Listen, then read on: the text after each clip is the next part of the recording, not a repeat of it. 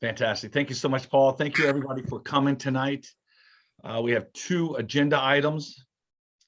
One is going to be a short discussion about the Nor'eastern that we went through less than a week ago, six days ago, I guess. And then we're going to be addressing Chapter 3. We're going to continue that conversation. So let's call it the Thursday, November 4th, 2021 work session to order. As it says on the agenda, all agendas are subject to change up and until the time of meeting. We added an item on here, but I'm sure nobody's going to be unhappy with that. So call to order. Let's go ahead and do a pledge of allegiance, if you don't mind. And Lauren, can you lead us in the pledge of allegiance, please? My first one, not ever. I pledge allegiance to the flag of the United States of America and to the republic for which it stands, one nation, under God, indivisible, with liberty and justice for all. Thank you. Great job, as always. Thank you. All right, now, and this next part is this public comment, but it doesn't appear to have any public, but if so, there are going to be more comments as we go throughout the evening. So I'm going to jump right into, but going back to the public comment, the town of North Beach welcomes public comment. Please place your comment in the chat box, but also we need you to state your name and your address. We want to make sure that if people are making comments, they are residents of the town of North Beach proper. So we'll keep rocking and rolling. So let's go on to business item number 1, which is the Nor'eastern that we just went through. I sent out a update,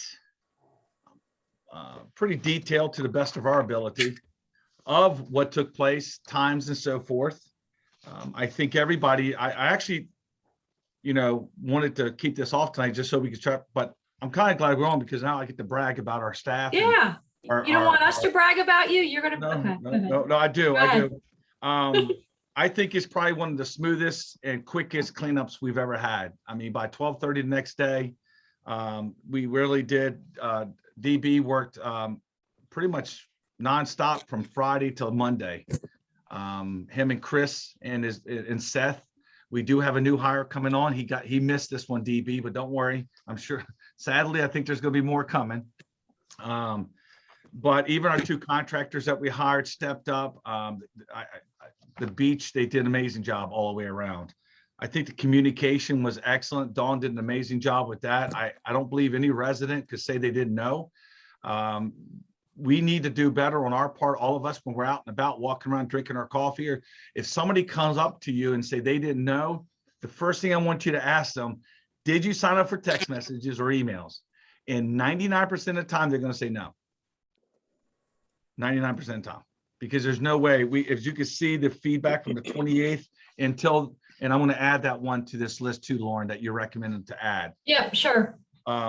But before we go into some of Lauren's questions and then whatever questions y'all have, the way I'm going to do it tonight, because we have such a packed agenda, we're going to go left to right as we see the screen. So it's Paul, then Mickey, then Elizabeth, then Lauren, and then Greg. But do you have any questions about the report I sent out? I have some questions. Right, we're going to go to your questions, but does okay. anybody else have any questions? Because we have yours written. Okay. Nope. All right. Well, you should be very proud of your staff. They kicked ass, took names. All right. So Lauren sent a couple questions in, and I have answers for them, and then we can all discuss it. All right. Okay. I at least want to answer it because none of these are something we didn't already talk about or think about. So I'm going to tell you the direction that we feel we need to go. Okay. Page number 1, well organized, aggressive. Yes. Can we post this report on the stormwater flood? Do me a favor, Paul, unmute Dawn for this, and also DB. Don't worry, Rick and Alyssa, y'all are gonna be able to participate on the second half. I know Rick's like, no. All right, Dawn. All right, so the first question, can we post it on the page? Is that something we can do, Dawn? Yeah, we can post anything on there. All right, done. Yep. It'll be done once we add that other part, and I'll tell you what the other part is. You're referring to like your summary that you. Yes. Okay. We're going to make adjustment on this summary, though. We do have something we want to add, but overall, this will be added. So all the Okay, residents. cool. So whenever I get the adjustment, we can add it. Thank you. Now, give y'all a quick update. On Thursday, I started calling congressmen, senators, commissioners, emergency preparedness, Michael Grierson, Red Cross, Legit. We submitted a claim to Legit on Friday. I wanted to open up a ticket and be ready for us. And it worked because now here's where we stand. We are meeting. FEMA is in the process of gathering all the numbers. The state of Maryland has to produce $8+ million in damages. Calvert County's portion has to be 400,000 plus. Don't worry, North Beach stepped up and we covered all that. Good. Now, having said that, there's a slight delay because you're dealing with FEMA. In the meantime, while we're dealing with FEMA, on Monday at 10 o'clock, we're walking the town with Legit. All right. So, Mike, just Yes. who's Legit? I'm sorry. Is I'm that sorry, that is our insurance carrier that insures our public areas in our buildings. okay? So they're going to be walking it on Monday with Donnie, right here, Donnie, to start at one end and go to the other, basically everything we listed. And so we're going to have that working and we have FEMA working. We've already submitted because we're supposed to have numbers to FEMA by Sunday night. We got preliminary numbers to FEMA. We are now going to go back and they gave us a little bit more time. We're going to clean them up a little bit and we're going to talk a little bit about that. So we have FEMA money we're going after, and then we have our insurance. I think because there is no area that is disrupting any lifestyle that we should not rush through with this. We have more than enough boardwalk for people to walk on. The one section we closed off is not hurting the 8 houses that are there. They come out their house, make a left, they step over. We have the barrier dropped off. I don't think it's going to be forever, but I think let's get through the FEMA part of it and the Legit part of it. And then when we can regroup. We already got some numbers. The boat slips have been locked off with the gate that we have there. There's no need for that to be open right now. People can walk on top. They don't need to walk down there. We have a half mile boardwalk they can walk.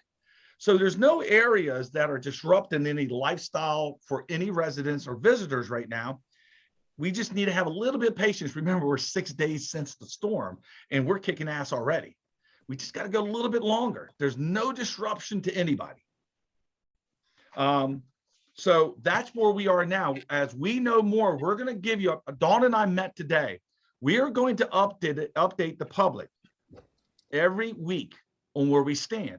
Now, it might be the same information, but the point is they're never going to be able to talk to any council member and say, I didn't know. They're not going to be able to. You just need to make sure neighbors are signed up for text messages and emails. All right, so that's number one. Let's get to page 2. We are going to add the message that we sent out on 12/27, updating the residents on what part of the boardwalk was closed with a map. And we told them that the process of figuring out the repairs are in place. We're working on it. We don't have a timeline yet because we really need to, we're 6 days into this. Let's let FEMA do something. Let's let Legit. From there, we can determine if we need to go another course. I don't trust any agency out there it took Calvert County a year to finally be refunded some money. I'm not going through that because there's no guarantees. I want a signed off from FEMA and from the state of Maryland that our funding's coming before we do anything. If not, we're just going to spend a lot of money for a rush deal that we don't need to, because Mickey and I'm going to talk about in a second, the railing systems along the boardwalk, this could be an opportune time to change some of the railing system to withstand the waves. So there's no need to rush right now when we might be able to improve our boardwalk, especially from 7th Street to Hatch's Corner. So we're going to update each week. We haven't decided what day yet, but don't worry, Dawn and Kelly are on it. We'll make sure everybody knows. I'm just going to go through it, and then everybody else, I'll start with Paul. Erosion to the beach, erosion to the stone ground cover, and storm drains. Number one, erosion to the beach. I really need I know I use that terminology in my report, but I would love if anybody would like to meet me down there tomorrow over the weekend. I need to show you what I mean. I just need to show you what I mean. And then I think it makes more sense what I said. We didn't put anything into that Bay area where the water is. But I'll show you when we go down there what we mean. Number 2, erosion or stone ground cover at the ends of Atlantic Avenue. Yeah, I mean, that could be a part of the loss of the FEMA money that we put in for both ends. I don't see a whole lot of erosion on the south end of Atlantic. The other end, Mickey and I were talking, that other end, and Mickey, you can jump in at this moment in time, is actually goes with, now again, it might be 2 parts. Donnie could talk about, some of that goes with the Murphy house. Yeah, that's not what I'm talking about. Are you talking about the living shoreline? No, I'm talking the 2 ends of Atlantic, the far, the far north end, that little triangle where there's like ground cover and fairly large rocks. They were all pushed into the Murphy's property. They're right against the Jersey barrier, that triangle. Yes. Same Okay. kind of situation on the other side of Atlantic, right near the boardwalk. There's that little area. Little right near flower the- bed. Little flower Oh, bed. yeah. But That that's what would, I'm talking about. As far as erosion to the beach areas, I just want to comment on this. What I was talking about here is, I noticed you didn't include that in the damages, so I just wasn't sure. I need to walk it with you and show you why. It's Okay, not I'll included. walk it with you. And we see each other all the time walking, so it shouldn't be. I know. So let's do it. So let me walk it with anybody want to walk it, because I think I use the word erosion on the beaches, but I really need to walk it with you to show you. Okay. And then the silt buildup and the storm drains, you're talking about that little strip along Atlantic. I'm not talking about that. That thing doesn't even work. It's not even. Exactly.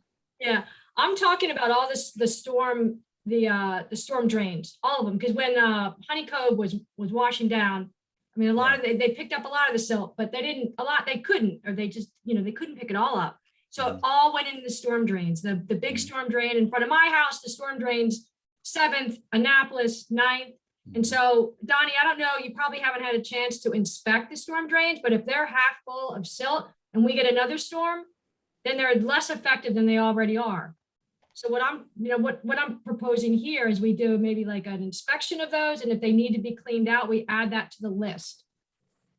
So one of the things that are on our list, and good news is we have the ARP money, so we have infrastructure money, is those storm drains aren't working. So 7th Street all the way up to 9th Street, we're going to have to redo those storm drains. Well, Small they ones. work. The small ones. I'm talking about the one at like 7th and Annapolis, 9th and Annapolis, the one in front of my house. They work. I mean, they go to the well, and then the pump on 9th Street pumps them out. Correct, Donnie? Yeah, Lauren, real quick. So, I met with a camera guy today who does our sewer work.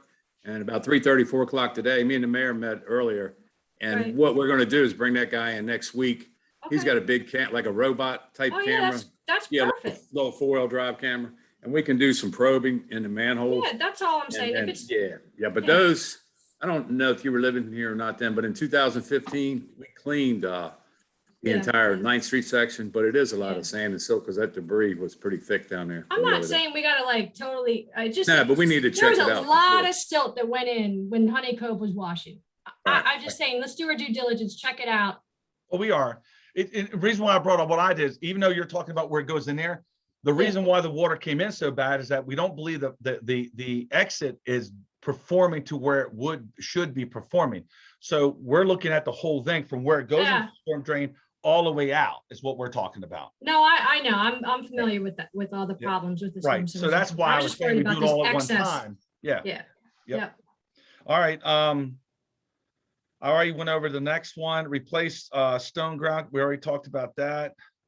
The silt, we should know more next week. Okay, so I just have one comment on the question about the paying for some repairs right now. So I heard what you said. So do you have any kind of sense or timing of how long it would take to get FEMA, state, county? I mean, we're talking a month, 2 months, 3 months, 6 I would say, months. Like, I would say, well, a couple months, maybe. Okay. But Yeah. I just don't see any area that we should rush on. Okay, because- so then I see putting the silt in the storm drains. We're gonna look at that next week and figure it out. Yeah. What about the boardwalk area with the railing totally gone? It's a total safety hazard. Could we do anything? We have it Could we blocked put- off, though. Nobody should be walking on that. But the residents are Yeah, but walking there, right? they're walking right beside. I mean, we can definitely put some caution tape and stuff up, but no residents should be walking on it. It says right on there, boardwalk closed. We did an announcement, we did a reach out.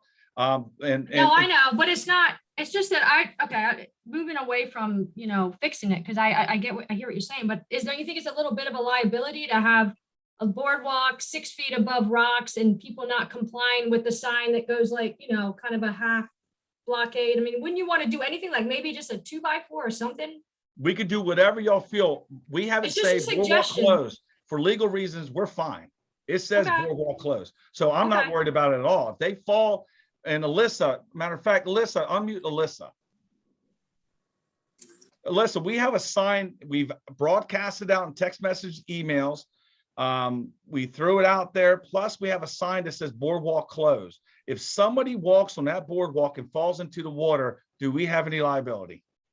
I don't think so. I might suggest that if it doesn't already, that your signs specifically say enter at your own risk or do not enter, just, strong language telling them they're on their own.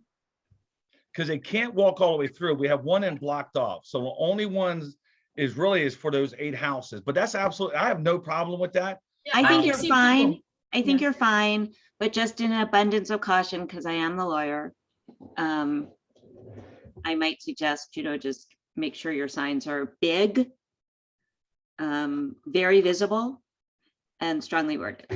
All right, we could do that. And I could look at throwing some 2x4s. I just don't want to give anybody a wrong sense that it's safe. That's all. Right.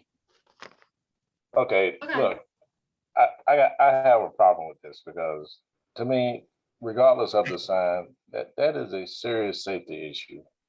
And have we even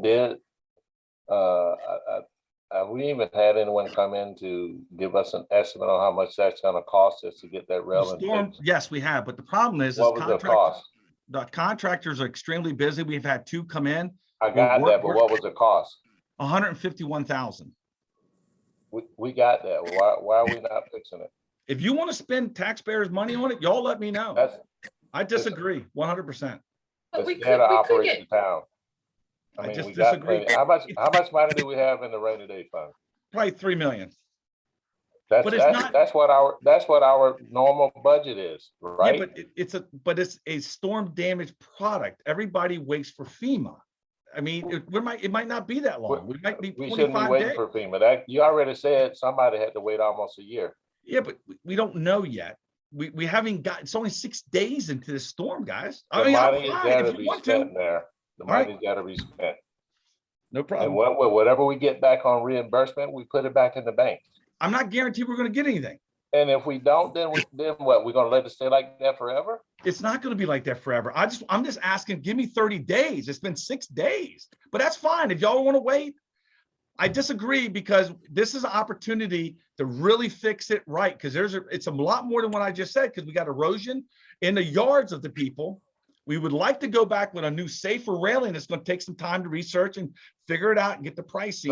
So what you're saying, what it sounds like you're saying is that they're gonna give us money to not only repair what's damaged, but to repair the entire boardwalk all the way down to Hatch's old place. We don't know yet. We've asked for it.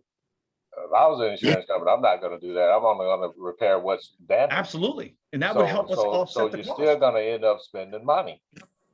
Right? One Absolutely. big, Greg, just to add, not to cut the mayor off at all, but one thing we need to look at there too, even if we put a railing up, and I know you walk it a lot and you've seen it, but there is a 2 foot or say maybe not quite 2 foot section that's right up against the houses where they put the flower Yeah, beds and all that I saw type of that. thing. yeah. Yeah, That but also that- has to be addressed because if we open the boardwalk back up, that's gonna be a liability area also. So we're looking at ways to permanently fix that along with the railing. Did Just- that erode, that all eroded away too? Yeah, it eroded away. It dropped about 2 Yep. feet. So the flower beds and all the boards and everything were up against the boardwalk to the houses. That stuff's now dropped, and that dirt and everything's gone. So along with the railing, we're looking at more permanent fix for that area. So we open it up, we kind of got to have the railing and that repaired.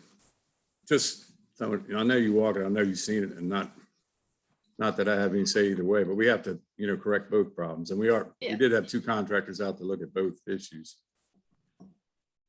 I just don't want to I mean- half-ass it. I just don't want to rush it. That's all. Because I don't think it's in, I mean, it's just my thought, but hey. So do you have any, okay, so we don't really have a sense that even when we're gonna hear back from the county or FEMA or anyone. No, everybody has to the end of the month to submit all their numbers, but Okay. we have, we don't know if there's any structural damage. We don't know if the sewer line that's underneath the boardwalk is, we're in the process of getting companies to come out there. So it could take us a little bit just to get to that point. But when I say a little bit, let's say it's 30 days. I don't know, man. I just don't see the rush to do this. It's not impeding anybody. It's not hurting anybody. I see Two other DB's point. I see DB's point. If we fix the rail, and then we have to tear it up and fix the whole thing again, that's like really throwing good money after bad.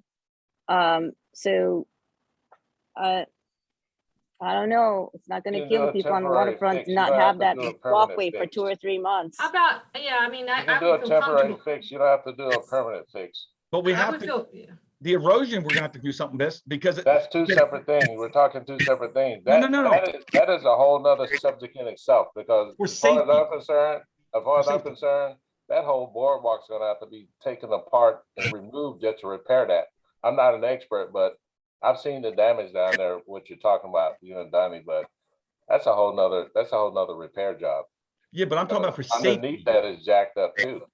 Yep, no. I'm saying for safety. If y'all want me to do something for safety on the outside, a dog or a person can fall into erosion on the right. So we're gonna have to do something to make that safe too. If we're gonna start allowing people to walk on there. Well, we're I'm kind of just worried thinking about the also, residents who are walking on there. What do they want? Maybe we could poll them and say, hey, do you guys, What, you mean the 8 houses? yeah, the 8 houses. I just don't see that. But You don't think they care? You don't It's think not that care? they don't care. It's I'm just. not, I'm not being flippant. I'm serious. You don't think they Yeah, care that but there's, we're not stopping them from living. What we're trying to do is make sure we do this correctly. That's all. no, I get that. That's a I'm just- town boardwalk. It's I'm not just- a resident boardwalk. It's a town Kinda- boardwalk. And we yeah, need to kinda make sure we do it right. I was Kinda just two talking about things the of- safety fix. you learn kind of 2 things we're looking at too. If we pay for it ourselves, if we find out in 30 days, FEMA's not going to cover it, or FEMA would just put it back as the picket type railing that we have now, which caused a lot of damage slamming up against those houses. If we are going to pay for it ourselves, we'd like to put a horizontal maybe type stainless steel. Yeah, no, that or sounds- some other of type course. that the water wash through. So that's what we're looking at. That's why we don't want to. All right, Really okay. make- I think we made, I think Greg and I kind of made, I agree with Greg. I think Greg, you said that, a temporary railing for safety. I think that's a good idea. Maybe you have to go on both sides, but So if this do is you gonna wanna- be like 3 months or something like that. I know you have a little sign there, but they're gonna be like, teenagers, certain people want to check it out. There's people walking at night. There's old, it doesn't seem like a big deal just to put up something. They're to gonna keep do, people they're from- gonna be walking, at their own risk, because we're gonna have a big sign there that says it's at your own risk.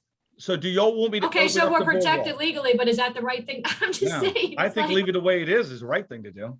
You do? Absolutely. Leave it the way it is. It's closed off. I don't think, if we put railings up there, we're just inviting people to go out there. Okay, But no, I have no problem, but we got to figure out Alright. the erosion too. it's fine. I made my point. Okay, so we've heard from 3 council members. Nikki, Paul, what do you guys have to say? Paul, do you want to go first? Sure. So definitely not for opening up that section of the boardwalk. I think that's a totally different conversation. As far as adding maybe some, I don't even know, chicken wire or something over there, maybe to just stop people from walking off the boardwalk for the residents and stuff there. Yeah. I don't have any problem with that. If we can look at some sort of inexpensive, reasonable mitigation to put there. But that shouldn't be tied to opening the boardwalk back up. I don't think that area should be opened back up until it's totally fixed. Agree. Mhm. All right, so go ahead, keep going, Mickey.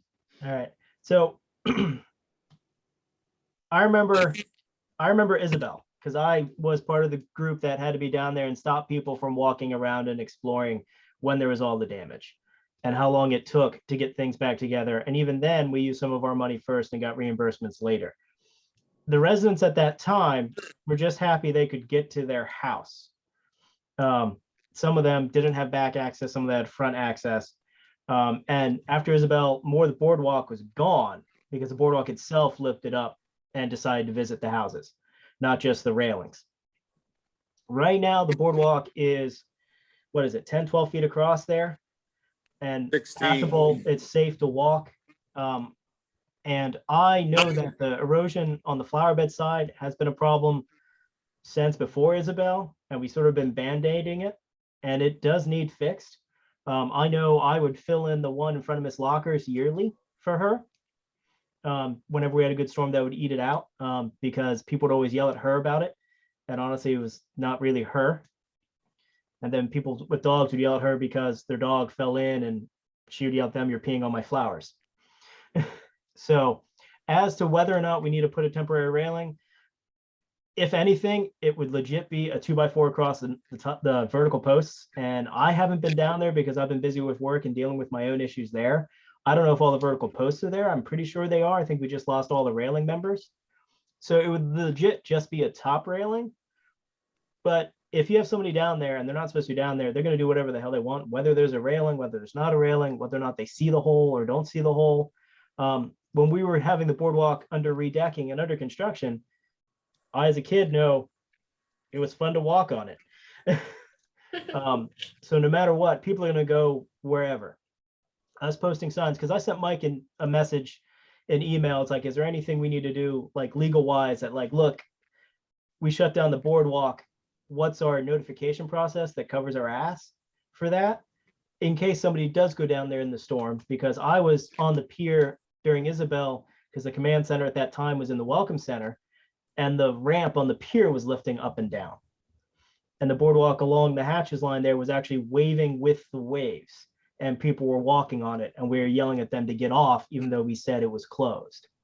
So for the 8 houses that are there in the residents, they've done this before. I don't feel they're that put out by, hey, don't walk towards the edge, be an adult. Am I in favor of putting like a 2x4 across the top? Fine. It's maybe 600 a 2x4 right now. Wood's expensive. We're going to have fun tracking it down. If it's a temporary stay to make us all feel happy, fine. But I know the second we relax any type of, oh, it looks like people can walk on it, people are going to walk on it. Because during Hound of the Town and Boo Bash, I was watching people walk on it, even though we had it closed. And they weren't residents that lived in those houses. They were just jumping in and walking down it. So, and after Isabel, we had to have people all over the town making sure people weren't coming down and messing with the houses that were damaged and open and exposed. So, like, to me, closing it off, truly, I would say, residents, if you have a back way in, use your back way. Like, don't even go down the front. So. And again, I know Elizabeth hasn't spoken yet. Absolutely, we don't have a problem putting a 2x4 there. We'll do whatever we need to do. And what we're going to do before Elizabeth talk is we're going to continue to move forward as quick as possible to get the estimates and get it inspected and figure out what it takes to put it back the way it looked before or improve it. I would like to take this opportunity to improve it, but if we don't have time for that, then we just put it back the way it was. But go ahead, Elizabeth, what do you have?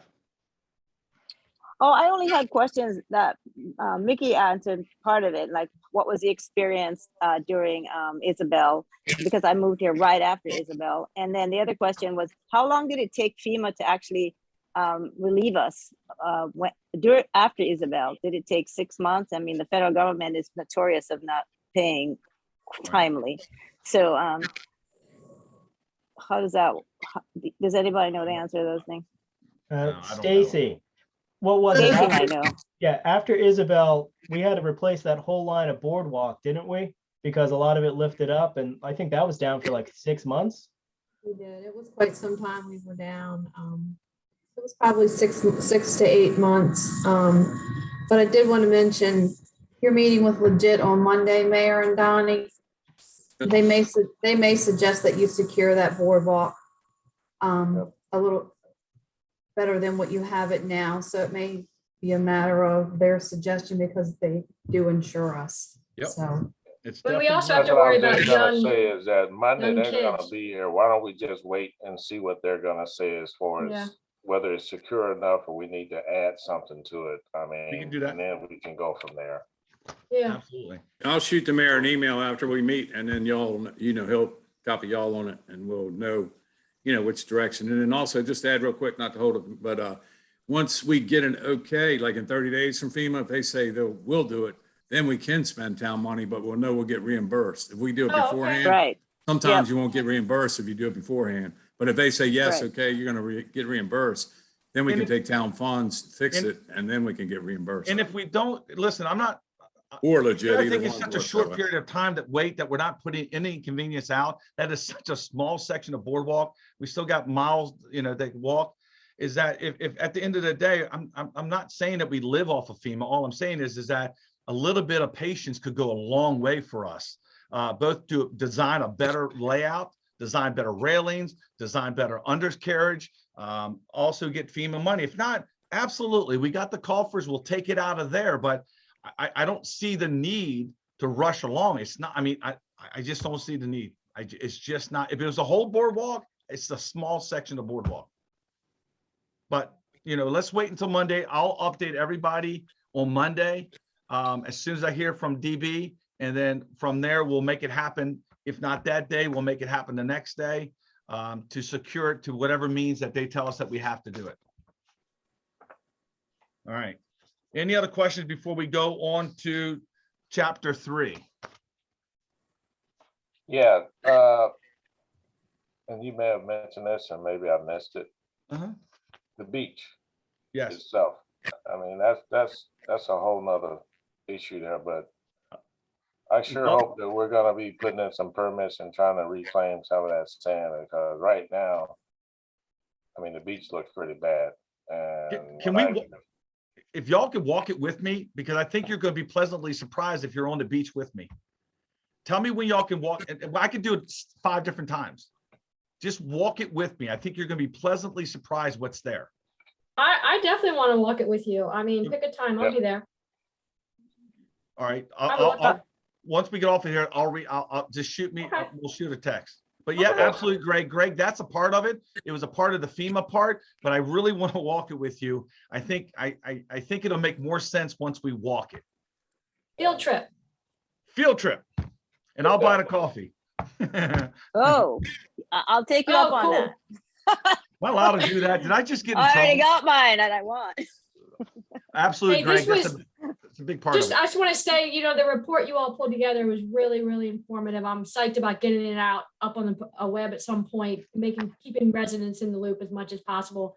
And then this discussion was also extremely informative. No, So- absolutely. And we probably will get up tomorrow because I think there's one thing we're adding. So I think I don't want to speak on Dawn's behalf, but I don't know why I said she will get it up.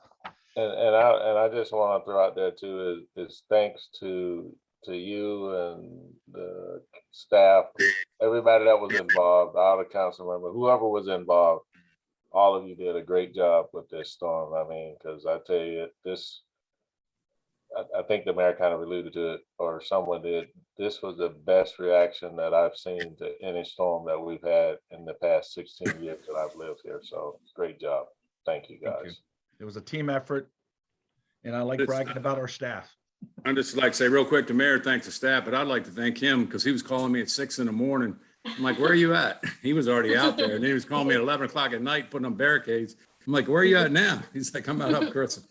So he was also, out there with us. So, Yep. we got a short crew, we got a small crew, but he was a lot of help actually. So, and Jay Loveless. It was Couple all members hands of on the- deck. Yeah, all Which hands on shows. deck. We appreciate him. And that was a lot of help for us. All right, thank you. All right, let's get to Thank you. chapter 3. All right, so last month you received this. It's 13 pages. Paul to put it up on the screen. Yeah, if you like to, yeah, please do. I'll tell you what, we have the new version of the questions that we're not going to point her out.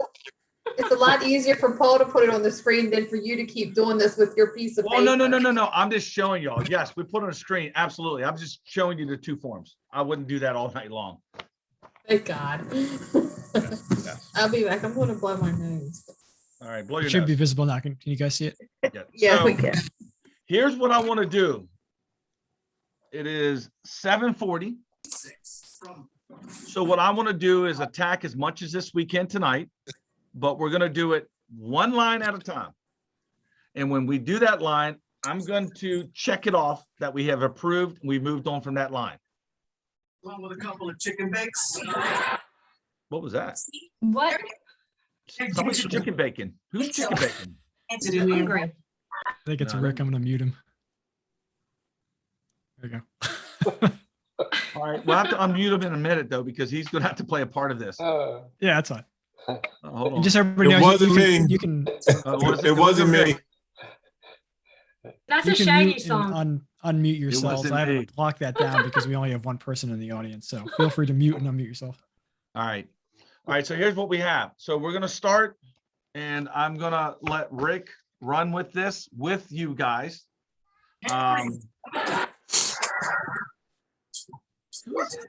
It's not me. I'm at town hall. The mnemonic device Mr. Iglesias gave him to remember an answer. You know who it is. Rick. Is it It's Dick? Rick. Oh, it's It's Rick. Rick. It's Rick. It's always Rick. Where do you go? Oh, all right. Well, let's just start rolling. Rick, turn your TV Put it off. in the chat. I'm Put it in I- the chat. I think it's Dick. Dick's on here. It's No, not he- me. He's muted. Rick, it's always you. They're in the Is there a background. phone? Is there a phone number on here that's doing that? No. Hey, DB, I appreciate it, buddy. You're good to go. Alyssa, don't go anywhere. Everybody should be on. I know it's not me unless there's ghosts around me. And if there's ghosts, I'm hanging up. I'll call y'all later. We're good now, I think. It looks like. Okay, cool. All right. So Rick's unmuted, right? Yeah. Yes. Okay. So as you look at this, there's some, I swear I hear something. All right, never mind. You see information to the right, initials LV. Just joking, but it is LV. As we go through here, there's some things aren't really needed to have a long, in-depth conversation, but I'm going to go, so 3-100, we're all good with that.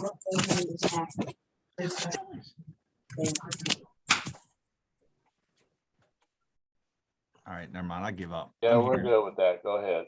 All right, so 3-100 is good. All right, let's go to the next item, 3-101. Oh, went too far. You're too far. 3-101. There is more than one thing in here. So on the first part, zoning, and I'm going to read it. I know that y'all can read, but I'm going to read it. If you need to chime in, let me know. But I want to try to get through some of this. Zoning districts are established to provide appropriate location for, and the recommendation is to change different to distinct. Lauren, because you were involved in pretty much 99% of this, and I know Elizabeth has some recommendations too, but I don't think we have it on here. We can do that another time if it takes too long to get through All right. these. I don't have a problem with that. Okay, so location for distinct types, is that correct, Lauren? Yeah, I'm trying to remember why I made that edit. You're on a roll. It That's sounds okay. better? That, We're good with it. that the blue edits were from the planning commission. Oh, You're oh right. yeah, red is me. Okay, so I My just apologies. formatted it, I guess. right. Okay, yeah. All right. So do we have any problems with the changing from different to distinct? Nope. No. All right. I tell you what, if you have a problem, speak up. It'll probably be quicker and easier. As we move down, the encouragement of the stability. Lauren, this is you. What do you mean by stability? Rick said, should we clarify, pick a better term? Discussion. Lauren, start. Yeah, so this is a question for Rick. I just, the term stability just sounds kind of odd to me. What kind of stability? Do we mean financial stability? What are we talking about? Because we don't mean structural stability. I know that. I think what was meant is the stability of the area. Like if it's a business district, that we promote things that are going to help the business district. If we're in a strictly residential area, that we promote the stability of each distinct different zoning category. Okay. It's kind of an odd term, but I couldn't really think about, it was Yeah, I don't know. confusing. I didn't pick the term. It was there when I got here. So The encouragement of the stability of the district. I don't know, maybe we just think about it, unless someone else has a better term. Alyssa, She's muted, isn't she? I don't know. I think Maybe she could give us a better recommendation for. I think it's a land pretty use. typical term in a zoning ordinance to mean the general preservation of the district, its character, its financial stability, it's all of those things. I don't think it's a term that would be deemed to be vague or ambiguous in the context of a zoning ordinance. Okay, all right, then if it's commonly used term in this type of situation or within this context, then I'm happy to leave it as is. All right. If nobody has any objections, I'm putting a check mark on it. All right. D, environmental considerations, including. All right. So mine is red, so I apologize. Rick, you might have to step in and help me out here sometimes. So that was added on this one here in a red mark. So there you go. Yeah, so it says environmental considerations, including the Chesapeake Bay Critical Area Act. So I just added the site, first of all, in the correct terminology for Critical Area Act. But I didn't want it to state that we were limiting. I wanted to make it clear that we were not limiting the environmental considerations only to compliance with the Critical Area Act. There's many other environmental, laws that are applicable. I'm perfectly fine with it. Can I suggest removing the dates because we mean the act as it may be amended from time to time? And I'm not sure criteria should be capitalized there. Well, I took it from the Maryland, I took it straight from the code, Maryland regulatory code, but. So we have Okay. been date on Typically, here. I take those kinds of dates out to make sure that Okay. we're not limiting ourselves to. So we don't have to update it again? Yeah. Okay, All right. I hear you. So again, I'm making got the notes on dates. mine and I'll get them to Rick. His desk is right there. All right. Anybody have an issue with that? All right, keep moving. Recommendations found in the North Beach Comprehensive Plan. So basically it's just wording, Editing, yeah, that's it. editing. I don't have a problem with that. Anybody have a problem with that? Nope. Nope. All right, so we're going to skip down to 3-103. Now I'm assuming since we've had this so long that you've gone through all of this. So I'm not going to read every line because if you need me to go back and stop on a particular line, I will. 3-103 R2 residential single family multifamily. The residential single family multifamily district is, and again, it appears is intended versus to promote for the development of pleasant living environment with multi-housing types. Lauren. So again, this is Rick, what are your thoughts on this suggested change? To me, it read as if we're promoting the development as in developing, as in building structures. That's not really what we're. Well, we are in that district. That's what this is. We are promoting single family and multifamily use within that district. But we want to develop a pleasant living environment, right? Right. But the way it was worded, to me, it read as if we wanted to promote kind of development, development of structures. Well, it's the development of residential, single family and multifamily structures, yes, In the R2. in that Okay. district. Okay, I'm fine to leave it as is if it's, you know, you don't feel like it could be misinterpreted. All right, any other questions about that before we move on? All right. Same with the next one, Mike. It's the same comment, Yep, so we can, Yep. and so's the next one, looks like. Yeah, so 3103, 3104, and 3105 W2. Any other questions on down to 3106 before we go flip the page? All right. So 3-200, land use by district. Page 2. Again, I'm not hitting everything unless there's questions, and I'm basically right now going off of Lauren's questions, unless you have something in front of you that you would like to discuss, so stop me. Land use by district, table 1, and you can see on C, S, and SC, the blue is, I think Mickey said that's the planning commission, right, Mickey? Yes. Mhm. So blue is planning commission, red is Lauren. Take a look at that, and Lauren, lead the way. All right, so this is a little confusing. The red that struck out is actually planning commission as well. So I was just confused when I first was reading this with this. It looks like people weren't using track changes. They were using, like, they were highlighting the text and making it red, or highlighting it and using italics. So I just suggest here that, you know, going forward, when we're, you know, commenting or editing a document like this, just use track changes. That's all. That's the only suggestion that's really here. The changes there that you see are not mine. They are planning commission changes. Yeah, so the red is what the code currently is, and the blue is what the suggested change in verbiage should be. By the planning commission. Yes. Okay, does anybody have any problem with the two blues? And does anyone want to know the reason for the suggested change? Yes. So as it stands now, the only time the planning commission has any influence over businesses, or what businesses are allowed to do, what businesses are approved, is very, very, very limited. So now the way it's worded is any business that has a conditional use has to go before the planning board to be able to just clearly articulate that they understand these uses and show on their site plans and what's presented that those uses will be adhered to. All right. Sounds good to me. Any questions? All right. Nope. So we're going to move down to table 2, table zoning districts.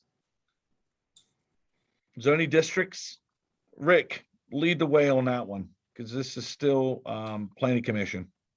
Well, no, this was Lauren's, but it's not I don't have an issue with this recommendation. So where it shows what the districts are, and then by the time when you're looking at it in the book, by the time you get down to the table, you kind of have to go back and forth to understand what each district is. Yep. And so she's just suggesting that we put another Table. A table key closer to the uses. It makes sense to me. I read her comments earlier or yesterday, and it helps you, especially if you don't really know what you're looking at. You're trying. Yeah, like I didn't know what I was looking at, so that's why Yeah. I created this key to help myself. I was like, oh, maybe I'll leave it. Anybody have any questions about that? That's what happened when you're 55 and over. I'm not 55 yet, Greg.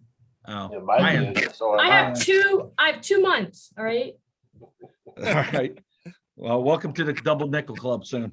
So as we go down further to the zoning districts, there's one highlighted yellow, and then borders and So, residents. I want to go backwards up on that one in the All right, first where? use table to single family detached. I feel we're missing letters. And I say that for 2 reasons. If we look at CM and we look at Diane Burr's old house, that was a single family detached dwelling that had different reasons that it sat empty for so long. Somebody wanted to buy it and they weren't allowed to do single family. But that's not in the CM. Diane Burrs is. I think it's in W1. No, Diane Burrs is in CM. Mixed use. It's mixed use. Yeah. So, and the fact that it was never like somebody bought that house and made it commercial, it was never changed over to something else. So I feel that whether that be a P or a C, I feel we should talk about it. And then the second point would be the development on Chestnut and Bay. Now you cannot have new residential in W1. It has to be either single Well, family. you haven't been able to have that in W1 since the last zoning update. And I know, and I remember that, and I had an issue with it when I was on planning commission at the time too. But like there were the two lots there at Chestnut and Bay that there were people interested in single family homes there, but they couldn't. They had to do mixed use. So or multifamily. Give me two recommendations, Mickey. The first one is what? So for CM, I would say conditions. What those conditions are, I got to think about. And it could be existing or previous use as a residential single family home. Because if you look at different properties, like the popcorn place is now a rental, and the houses in that area are all in CM, but there's a mixture of current uses as residential and back and forth between residential and not residential. And then for W1, I could see conditions as well or permitted. Because truly right now in W1, the new development at Chestnut is the first, like there's the Striegel Law Office, I think that's in W1. But other than that, that's the next one that is a mixed use in that zone. You're talking about single family. You're talking about single family detached. Correct. So you want, in other words, where it's blank now under CM and under W1, you want to put either a P or a C. Yeah, for CM, I would say conditions. And W1, I would say permitted. All right, hold on. So CM, you're recommending that, which I'm going to do is take notes. We're going to get it back to Rick, let him do his part, and then we'll figure it out. What CM is what? You said P, I'm sorry. CM would be C for conditions. And then P for W1. Yeah, and W2, I'm torn between because there's a lot of commercial in that area. So I don't see a development. I don't see any property in there that would become single family or that is currently single family that wouldn't change. So I have no issue with not putting in a W2. But I'd really want to look at that map in there because that is, yeah, that's pretty much all large areas. So I don't see a need to put anything about single family detached in W2. Having said that, does anybody have any comments on that? And we can get it more clarified as we go on. So we I can, actually agree with what Mickey just said about those two. So I actually like them being conditional or permitted. So I'm good with that. Same here. It seems reasonable. Yep. I'm good. I'm good. so we just get it back to, what we'll do is make sure we're all on the same page, make sure we know what that means. And I'll write up some conditions. Rick, if you and I can like chat real fast about conditions that would make sense, that you think the planning commission would get behind. Okay. I mean, All right. they really don't have a say. They make the recommendations, but Yeah, but you it's guys nice are if the they ones who understand have my to thinking. what's that? It's nice if they understand my thinking. So at least they have some buy-in. Yeah. I want to make sure there's no unintended consequences. Yeah. That, make sure we vet this through. So no problem. I made notes. All right. Anything else, Mickey, or anybody else on this page here? I think the only reason they were taken out and the mixed use was pushed was I believe the discussion, Mickey, you were probably in there, We need to was increase based the around increasing tax revenues on those properties on the waterfront. Yeah, Vicky and and I were on the same page when it came to that, weren't we, Mickey? yeah, and it was like you have people that want to live here, and then you're going to put like mixed use around all these single family homes. It's like people next door may not want that. Nope. I think it's a great recommendation. we'll add it to the list and then we'll do a whole nother one with the recommended changes and approvals so we can get this cleaned up. All right. Let's move to page 3, more graphs or more charts. The only change on here is says club, fraternal and service organization is permitted, is highlighted. I'm not, also, we have some recommendations that were removed. Any conversations, Mickey? Anybody else? I was at most of these planning commission meetings, so there are a lot of them. It's like, yeah, that makes sense. That makes sense. Rick, do you have anything you want to pass on about these changes? No, I think most of these changes in here are, we're looking at what land there is now, what land is available, and some of these just like, you know, we don't want someone to have a church decide that they're going to turn their house into a church, so we remove them completely from the 2 residential areas. And then in the W1 area, we removed it. There's really nowhere there unless someone puts it in a single family home. The Catholic Church obviously would just stay grandfathered in as they basically own all of W1 anyway. Any questions for Rick before we move on to the next chart? All right, Rick. Or whomever. Next chart, we have some changes. Temporary concession. It says it had a C under PR, and that was eliminated by the Planning Commission. Yep.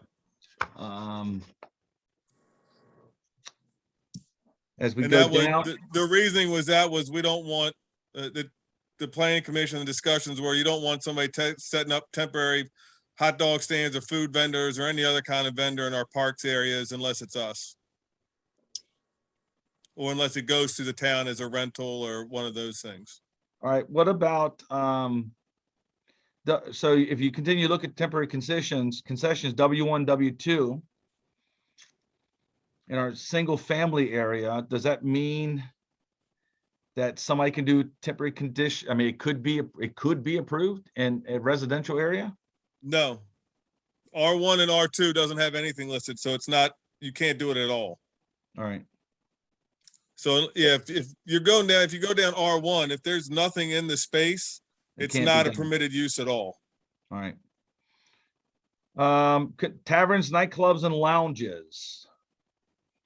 CM, W1, W2, it's all conditional. Before it was permitted, now it's conditional. Any questions about that? And again, the reason they did that was so that bars, restaurants, nightclubs, those types of things have to come before the Planning Commission instead of just being able to rent an open space and operating. All right. And so they put some conditions, and those are in here as well, the recommended conditions on noise and other things. All right. Continue to go down outdoor recreation. Under PR was struck from the schedule here, and also motor vehicle sales was eliminated. Any questions? I do have a question, but it's can you go back up? So there's nothing there, no, but under personal services, is that where things like this Lucky Lotus and this other thing that was trying to get opened up? Yes. Yeah. Okay. Yeah. That's We not a won't- we personal won't- service. Yeah, we Yeah. won't talk about the name. We'll leave it alone. And then also I want to say Target cards, but the fortune tellers, are they personal services too? No, They got their own. Okay. no, they have their own line in here somewhere. Why? It's always, I mean, it's been that way. It's on the second page, and obviously you're at a point now It's where you, okay. Because it was It's all right. added individually All right. as an That's accepted okay. use. All right. So here's the situation. I'm not understanding this process, obviously. So I need to talk to you, Rick, because the recommendations that I was making, like some of these things are not categorized properly, and maybe they are leftovers from whenever, and maybe they don't make it into this change, but they got to make it into these changes because anyway, because we have these types of services popping up around the place, and they're not being really monitored in terms of licensing and all this other stuff. So What let me just what leave that. isn't being Let me what isn't let me just leave it alone for right now. Okay, I'll just get through well, I just tonight. don't know if there's something that's not being licensed. I just want to know what it is. Yeah, because we'll go after them. If we know about Okay. it, we'll go after it. Just keep going. That's All right. fine. All right, continue on page 4. That's where you see the fortune telling again. The changes on this one was accessory building or use. Rick, what was the reason behind that? Because it was accessory building and uses was classified under the residential areas. If you go back up, there was 2 new ones added. One was a brew pub, microbrew tap room, and then food truck trailer. I do want to talk about one of the 2.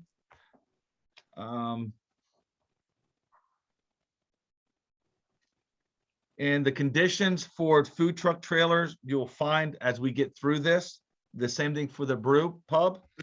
Right now, what they are recommending is C1, W1, and W2 allow food truck trailers. Correct, Rick? Yes. All right. Any questions before? And again, the conditions we can talk about down to as we move on. Any questions about this chart? All right. Conditions and we're on 3-300. Condition and standards for conditional and special exception uses. I'm confused now on the colors. I give up. I don't. So The red. This was just, yeah, this Okay. If Go it's ahead, in Paul. red and crossed out is what it was, and then if it's in blue, it's what it's recommended. all right. So under the first one is use and occupancy, and don't see any category for apartment oh, building. I can, that's okay, Mike. This was really, a lot of these were just questions for Rick and All right. he answered them. So if at the bottom I say, okay, it just means he answered my question and Done. I like the We're word done. okay. yeah, Thank you. okay. You're gonna see a lot of okays. All right, cool. So go down to apartments, and I appreciate the questions. Apartments attached to residence was removed, and it says single family residence / or comma detached. This is the recommendations. Any questions about that? So I think I understand why we put the residence in. It's just to clarify, but the single family comma detached is specifically what it's listed at up in the use table. So I think that's why they went with that pattern. Cool. Does that make sense? Yep. Any questions from anybody else about that? All right. Again, I'm skipping over if it's just straight up, no changes, because I'm assuming, everybody's looked at it. Get down to C, boarding house, lodging house. At the bottom, it says adequate was removed. And then it says minimum of 2 off-street parking spaces are provided. Any questions about that? All right. Page 5. Page 5. I'm looking for OKs now, Lauren. Thank you. That was a good cheat sheet you provided me. Yep. Okay. Oh, only 2 OKs on this one. All right. Yeah, so now we got some work. All right. So now we got to get past 4. Now we're going to 6 under 5. So 6, boarding and lodging houses must meet all requirements of the town minimum livability code and the international property maintenance code. Any questions about that? I will tell y'all that I have met with Rick and Croto, Donnie, and I had chats with Kelly that next year we're really going to start focusing on trying to figure out how we can get we have so many rentals and we have so many people that buy houses in North Beach and don't ever check on it. And I had a conversation with a property manager one day and she said to me, well, tell code to go handle it. That's your job. Well, needless to say, my response we should not disclose it here, but really that's not our job. Also, we had some issues outside of town limits that are affecting us too. So we're going to work with Calvert County to see what they can do because we had some issues on 7th Street this year that does directly affect us as a town. So we're working on it, just so y'all know. As we get to 9, boarding and lodging Hold houses up, must, hold up. Maintenance is misspelled. You missing the AN. Maintenance, maintenance, Say that, Greg. where's that? after property. Oh, Oh, Stacy got it. it's fixed now. all right. All right. Number 9, boarding and lodging house must apply for North Beach rental license and comply with the rental license inspection notes, practices. It's just putting it in writing one more time. D was completely removed. Rick, what's up with that? On group home or the vacation rental? No, Under borders and borders. residents. Top of page 5, where it says D and it says borders and residents, all that was removed. Was that, does that cover on page 4C? Is that why? Yeah, it was above it. Yeah, all right. Wait, hold on. I'm making notes. Then tomorrow I'll listen to recording because I won't remember. All right, group D, the new D, group home used allowed with special conditions in R2 and conditions in CM. We got some So- okay, got some okays on the right. No okays for this one. Mm-mm. So this one, so my comment here is that the number of residents is 16 residents in a group home. And to me, that seems like a lot. I mean, we only allow 4 in a nursing home, but I'd rather have 16 in a nursing home and 4 in a group home. So I asked why we're allowing 16, and Rick agreed, and he suggests that we should limit it to possibly 6, which The I thought same as the sounded other, yeah. reasonable. agree. So I'm interested in what all of you think. Can I say that there are legal implications of limiting the number of people who can live in a group home? And so I don't know what the generally accepted number is right now because I haven't looked into it in a while. But they have to be treated the same way that you treat single family homes. And so if you limit the occupancy of a group home too severely, it burdens the group home, the ability of a group home to locate in particular places. And so there's a lot of legal implications to that. And if you would set that issue of the number of residents aside for the time being, I'd like to give you a more comprehensive and articulate explanation of where you can go with that. I would also then say, then you need to add nursing home because we have that limited. So is that any different than a group home? Nursing homes are different. And I'll We'll get to that, I include guess. that in No the problem. discussion. Just add that in there too. Yeah. All right, cool. All right, so we're gonna take D, group home, and Alyssa's gonna look at that and then get back to us. I got another one here. So this is for, also for the group home. Why is there no owner occupancy requirement for a group home? It seems more logical for this than for a daycare where there are no overnight clients. Rick says he agrees, so I'm putting it to you all.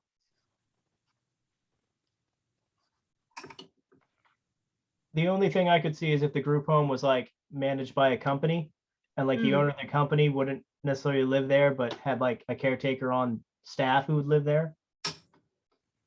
Yeah, we have one right outside of town limits.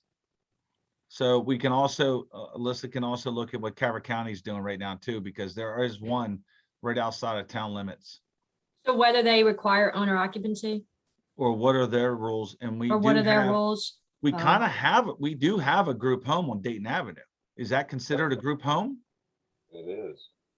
It is, and it is, but it's sort of not, because it's more or less like a few guys renting a home from an entity, where they could theoretically rent a place by themselves. It was just that type of structure there is beneficial to them because it does have somebody, it's like, hey, I'm coming over once a week to check on you guys, making sure you're cutting the grass, making sure you haven't set the place on fire. All Type right, of well, deals. I think we should look at that also, the one on Dayton Avenue too. just Well, to make sure- I think our definition, unless we change our definition, I think what Lauren is saying is probably going to need to be added. If it's not the owner, that it's somebody. Or so it says group home is any residential structure used to provide assisted community living for persons with physical, mental, emotional, familial, or social difficulties. So I don't Right. know if the way that's worded is being assisted community living, whether someone needs to be there full time or not. It seems logical. I mean, I work with a company that has these homes around Southern Maryland. I just sold one for them, and every one of those has a resident in-house, mhm. as in somebody who oversees these individuals. So I think we'll get some good answers back, and then we can clean up D. Well, and I know a lot of these group homes too, sometimes there's a resident, one of the residents is the manager. Yeah. So let's do a little research and we'll circle back around on D. We all agree with that? Sure. All right, 3-300D. All right, now we're on E, vacation rentals, the hot topic of the decade, at least for COVID in the country. Vacation rentals, special exceptions with conditions. Just so everybody knows, we've only had one issue so far with a vacation rental. When it came to noise, we sent them a letter and they've never had a problem since, unless somebody knows something I don't know. And I'm pretty good on being on top of this stuff. We have not had any issues so far to date with a vacation rental. So my only thing with vacation rental is, and it's something that we haven't had the issue yet, but it's something I could see happening, is say somebody buys a property that has 4 bedrooms, which means you'll need 4 cars, but there's no place to put the cars. And then you're in an area where there's not really parking. So, and like an example is maybe a house on the boardwalk that doesn't have rear access. And they would have to then park in an area that is limited anyway. How do we look at those? And is that really the best, most effective use for the town for that property? That's a whole different issue. But I have a question for Alyssa is, could we limit the amount of vacation rentals within an area?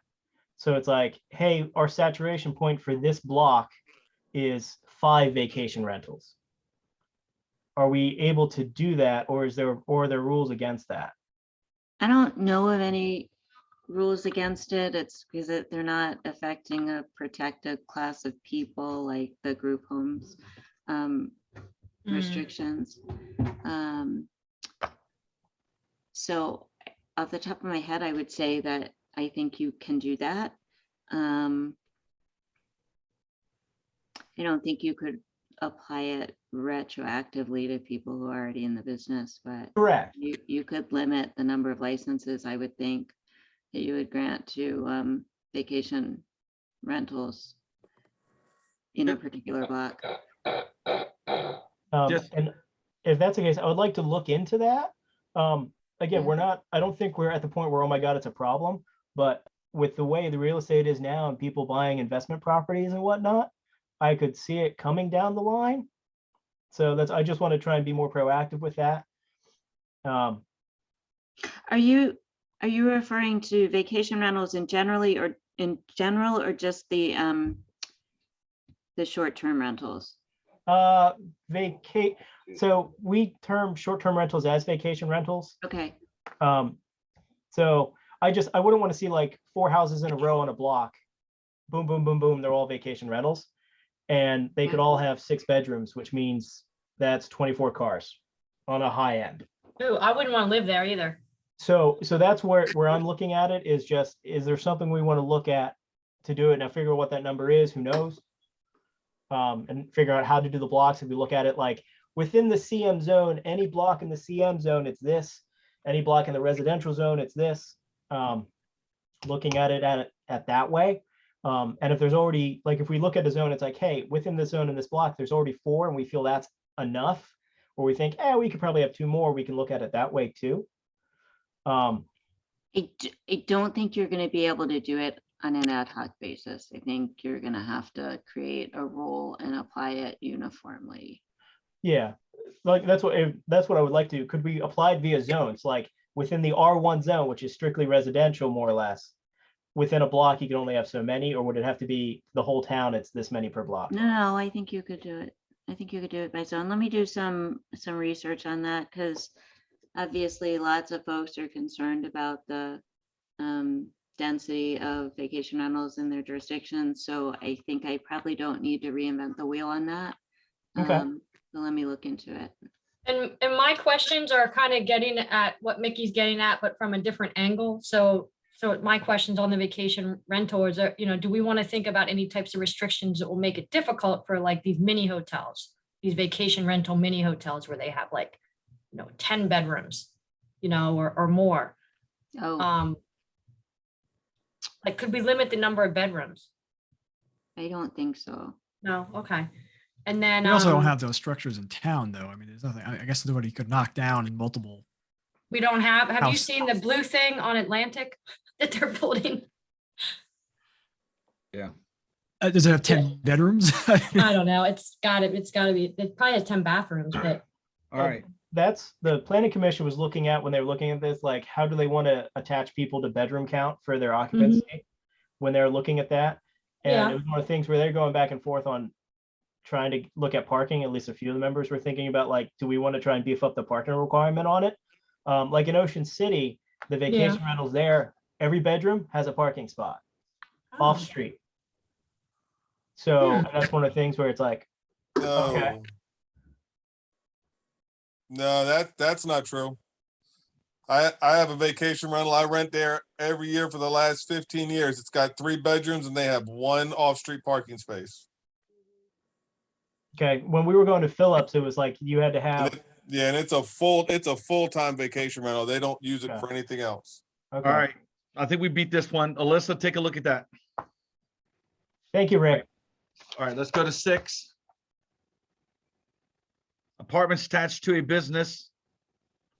Same as apartments attached to a single-family home, except for the requirement for the property owner to live on premise. So this was a new one that was added because there were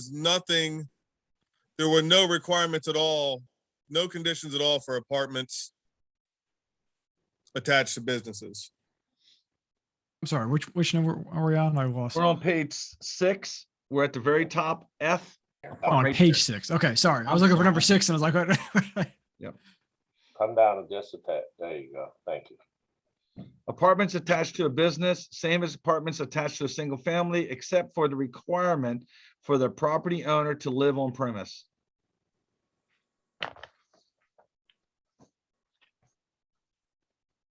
I don't understand that.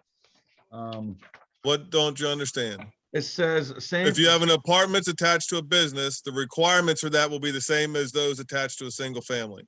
But it says for property owner to live on premise, so the. Because apartment apartments is attached to a also- residence, Right, well, apartments real quick. attached to a residence, the owner has to live on the Right. main house. Say I own, and there's a business right now that will be violating this. I own a business in town and I have an apartment above it. Only one that can live there is me. I cannot No. rent that out to somebody else. No, Well, it says the property owner to live on premise. it says except for the requirement. Oh, I'm sorry. I missed the except part. Thank you.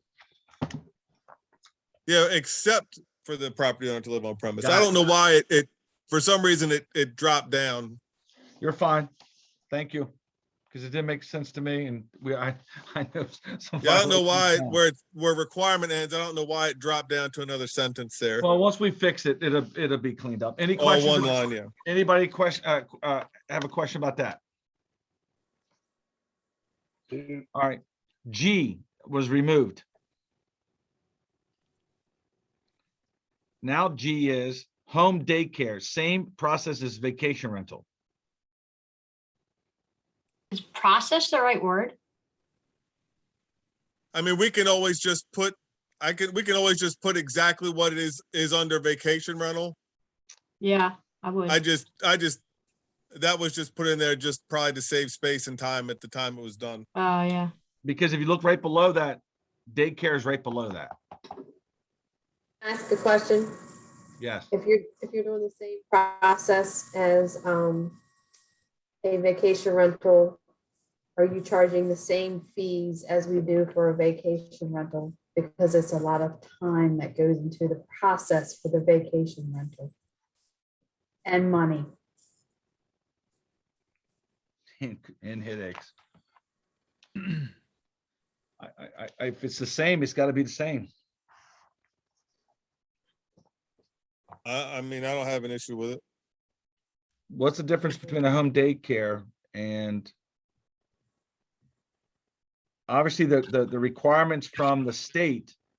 I think part County. of the reason they put in there that same process was so that if, you know, if all of a sudden there's going to be a home daycare with kids running around and play equipment and stuff in your backyard, you would want the town to notify you that that's coming and you would have a chance to voice your opinion on it. Where the way it works now is somebody can open a home daycare, nobody's even going to know about it. All they got to do is apply for their license and that's it. This way they'd have to go before the Board of Appeals or the Planning Commission and be vetted out. So What about- up Go in ahead. the use table, home daycare is S, while vacation rental is SC. So S triggers the Board of Appeals, C is the conditions. So the home daycare would trigger the Board of Appeals to saying, we want to do this here. And the Board of Appeals triggers a letter to your neighbors that something is happening around you. Right. So I think that's the process they're talking about, not necessarily the conditions under vacation rental, but the process on how we get vacation rentals through. Well, I think also with home daycare, and again, we might not ever see something minimal lot. I mean, that easily could happen, but what about kid pickup and all that stuff? What about the traffic? What about? What about size? Aren't they limited by the state to like 6 or Yes. less? Or Home daycare. Yeah, there's requirements on how many, I mean, obviously, we're saying that they have to meet, I assume, the Maryland requirements. yeah, I Somewhere. would suggest, yeah. It just seems like the restrictions we have for daycare center, a lot of those, but adjusted. The for- home daycare is no more than 5 people. Okay. Where does it say that? I apologize. Under definitions, home daycare, a facility operated in a residence by the owner of the residence for no more than 5 people, including residents where care is given to children under the age of 18 or persons with physical handicaps, persons in need of oversight because of old age, mental retardation, or other disability, and which routinely involves care and housing for less than 18 hours per day per person. It's a pretty healthy definition, I'd And it say. has to go in front of the planning commission or right to be approved. If it goes under the process for a vacation rental Yes. approval. All right, any other questions about that? Oops, we missed that? Should we change it just the same approval process as vacation rental, just so it's clear? Or is that just? too Probably, yeah, specific? that would make it so that there was no misunderstanding anyway. And then to Stacy's question, we may want to look at the fee structure for that. I think the fee structure should be adjusted because they're gonna do the same process. The labor, the cost, everything is actually, could be a little bit more labor due to the fact they have to be approved by Maryland too. So there's a lot of checks and balances we have to do that's a little bit more than a vacation. So the minimum charge should be, to me, what a vacation does. But let's add that to the double check next time look. All right. Nothing else on the bottom of 6. Let's go to 7. I appreciate y'all's patience. I know it's getting late. Wait. Daycare center, What? are we gonna do that? H? For H, there's a comment on there. Oh, I thought that's, well, we just read those, but all right, which one? Where, So for daycare center, nursery school, should we have an occupancy restriction? Rick, you said that you think it's 5 mandated under 5 state people. licensing. we have it in Let our me see. definition. I'm looking to see. I think that definition was for home daycare, Mayor. This is a daycare center. Yeah, so this is it's- different. Different. All right, all right. This is all right. something big. This is 10,000 square feet. That's the lot. No, that's the lot I know, area. I know, but Right. I'm telling you, this is like where you have like, the place in Chesapeake Beach is what I'm envisioning, near. Okay, the so beach. daycare center in our definition list says a day nursery, child boarding home, day camp, summer camp, foster home, or other place for the reception, board, or care for compensation of 6 or more children under 16 years of age. So it's 6 or more. That could be, That is a crazy, could be 600. I think we need to. Yeah, but there's fire laws that would prevent 600. Well, So, don't you guys think we should have an occupant, we have it for nursing homes? I think we need to, let's look at the nursing home and the group home. And then what we'll do is we'll help judge this off of that. Let's see what the numbers are there. And then I think the numbers should be very equal. Or at least considered. These are 24/7. No, this is daycare center, so they're not It 24/7. could be, it could be, right? Didn't it say boarding or something? Did you say that? Rick? Yeah, I mean, yeah. Yep. Could be could. overnight. I think we should look at the other one and compare the two and see what the facts are. But definitely we're not moving forward with this until we know the facts. Okay, so we're gonna consider an occupancy restriction. We're gonna gather more information. Okay. And why do we have a requirement that the owner or manager shall live on the premises?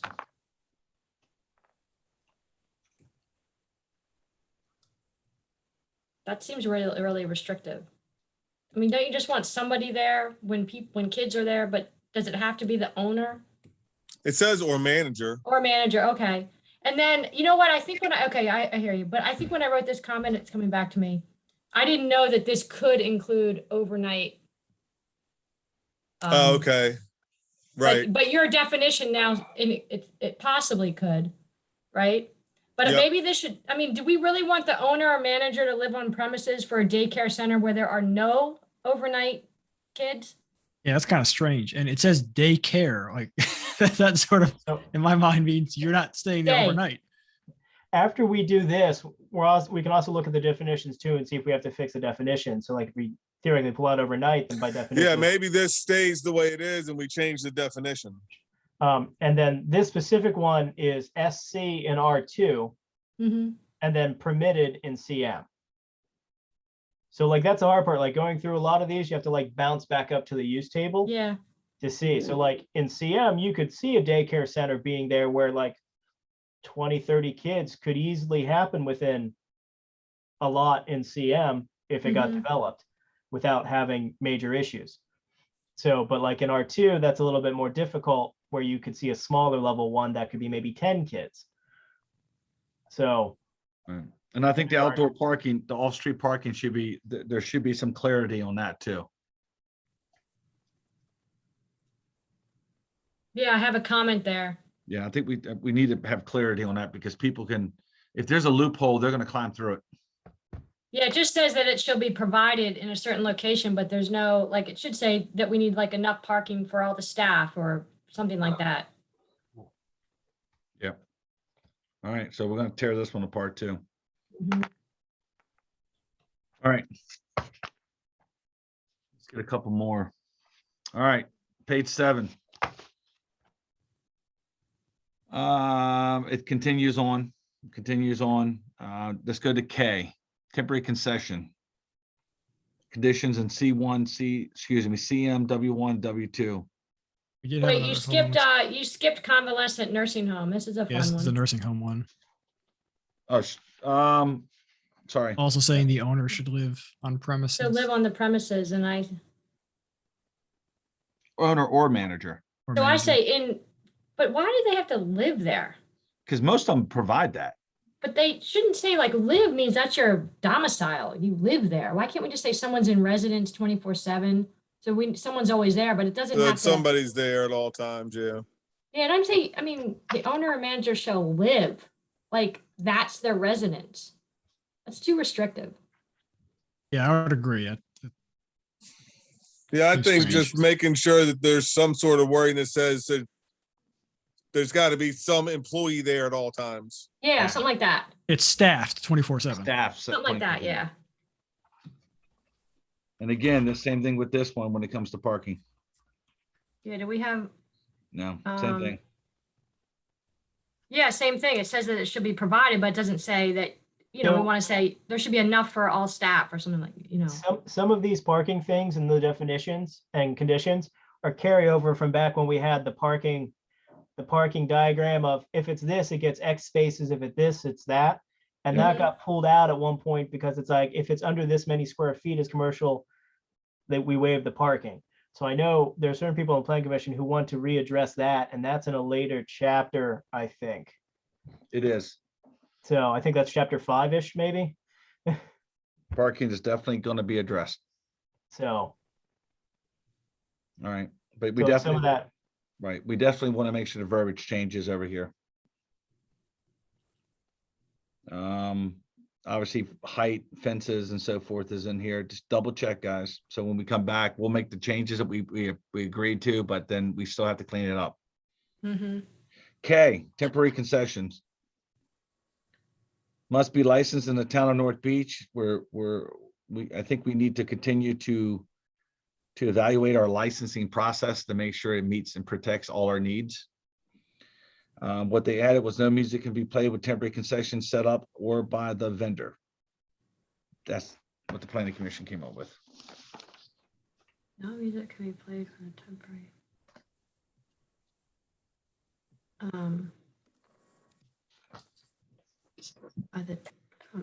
What? I don't understand that. Why don't they just say no music can be played by the vendor?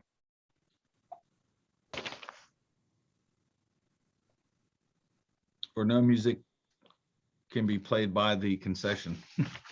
Yeah, And there's nobody says, well, I'm not the vendor, I'm the owner. You didn't tell me. yeah. We could just remove this last section. Oops. Oh, Yes, just get Move. rid of, no music Yeah, can be from- played from the yeah. temporary concession. Yeah, Remove the set up or by the vendor. yeah.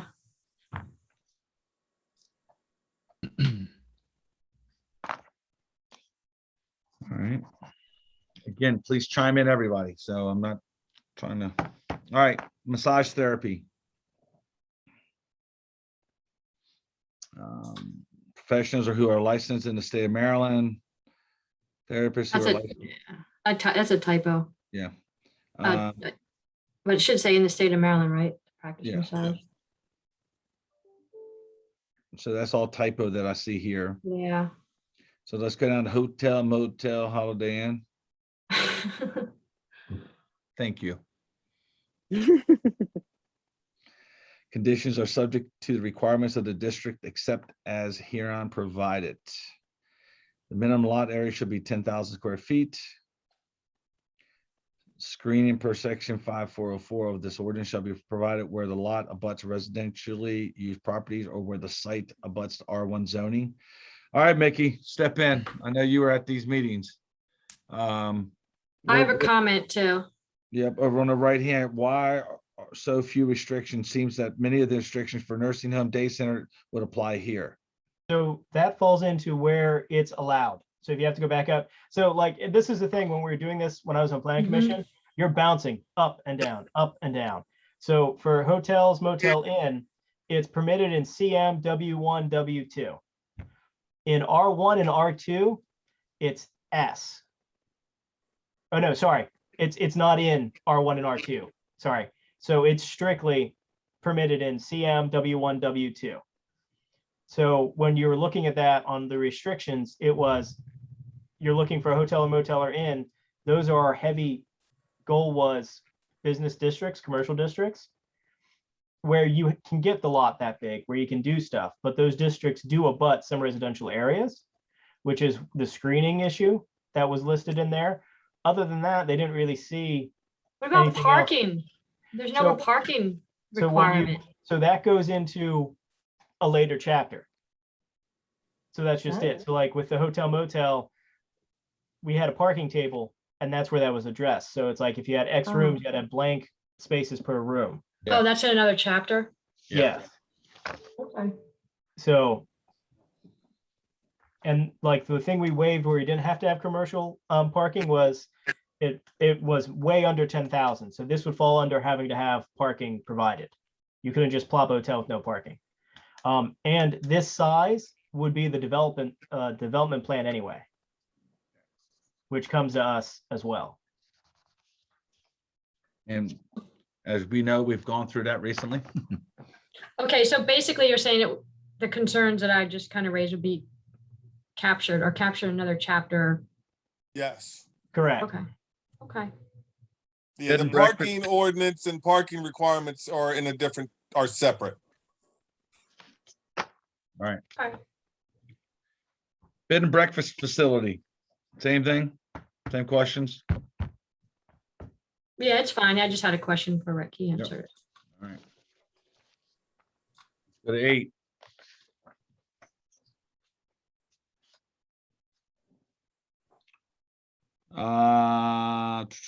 The first one we hit is professional office and residence. And we added real estate agent. Good move, because we got more now. I added that. Yeah, we have a lot of those right now. Yeah.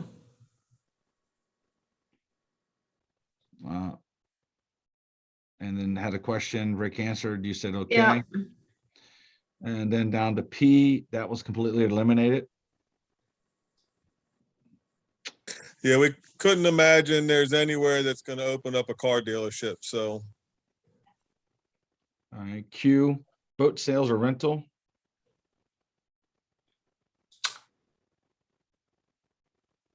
I don't even know what that is. I have no idea. What? Boat sales or rental. I don't see where that Oh. could even take place in our town. It would be if I rent jet skis off the pier. Right, but the town would have to do that. Yeah, which is why it's like if in PR, boat rental only. So it's one of the things like it's in here, most likely not gonna happen because on here so in CM it's permitted to sell boats. So like I could build a building and sell small boats out of it in CM.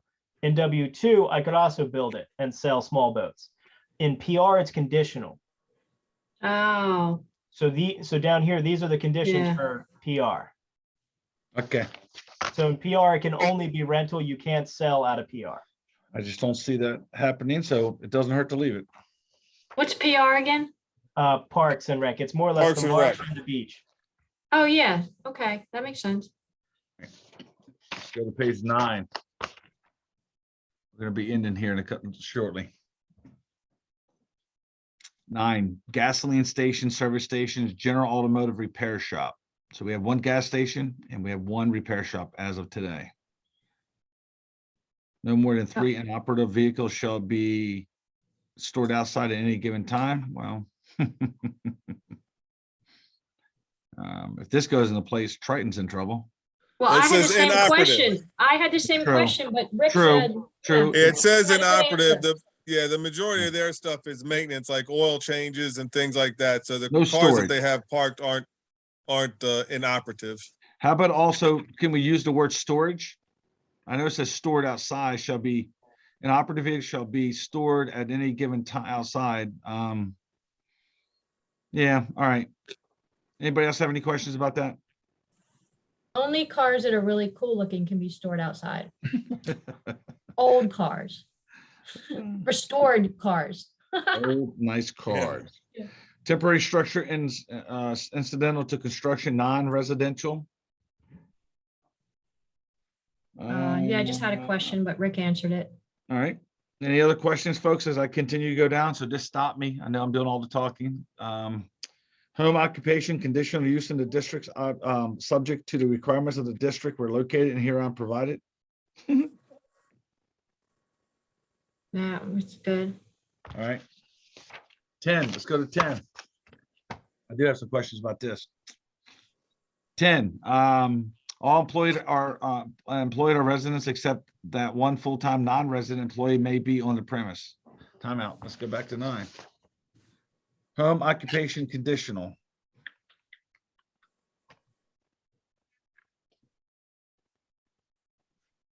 All right, she had a question, you had to defer to you, all right. I could use and there's right, occupation is conducted entirely within a dwelling or accessory building and is clearly secondary to the use of the dwelling for residential purpose. Are we talking like home-based business? Yeah, this that's what, I think like a seamstress, Yeah, So- one of those. somebody who works out of their home. a notary, right? Yeah, Okay. that would also fit. All right, y'all good with this? All Yep. right. All right, tavern, nightclub and lounge. Now, back with the home occupation, we may want to look at making a definition for it. I don't Oh, think. no, There there is is one. one. There is one. Never mind. Never mind. I missed it. I'm reading sideways. All right, keep going. 10. Tavern, nightclub, lounge. Okay, this is all new. Yep. So my biggest question, all of this is new. Outdoor music will be subject to North Beach noise ordinance and will be terminated no later than 10 p.m. The noise ordinance that we follow that's in here is the Carver County or state?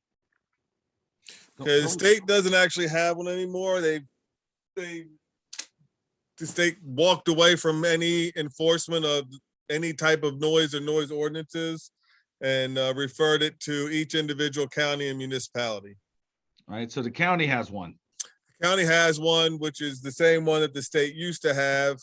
And then we have some other things in here with times but the only thing we don't really have is a decibel limit. The parking is addressed later in another chapter. Or Yep. will be. The days of the week, is this Monday through Sunday? Is this 7 days a week? I mean, it could be. That would be something else that would then be discussed, will now be discussed at planning commission meetings. Right now, the only way somebody sees the planning commission is if they were going into a new building. If Hook and Vine decided to sell and new people bought it and decided to put a whole different restaurant in there, we don't really have a process now that would have us talk to anybody other than for them to apply for permits. So this will now be a conditional use where every restaurant, bar, tavern, nightclub will have to come before our planning commission with their plan and what they're trying to do. All right. I have a question about this one. So it says any outdoor seating must be approved. What about any outdoor temporary cover tent? Hmm. Is that something that we care about? I mean, If they were going to use it for outdoor service, yeah. But outdoor is that, patronage, we would want to approve that as well, correct? right? But that's not really clear here. Unless it's somewhere else. Any outdoor seating must be approved by the planning commission. So any use of your outdoor space for Any patronage. use of your What if- outdoor What if, space. what if That's you better. approve, what if you approve 10 seats outside? I can tell you a place right now. And Lauren ate there last night. I know exactly what you're talking about. They're already talking to me about it. There's 10 tables outside. Outdoor seating was approved. Right. Could they now add a tent to on top of that area?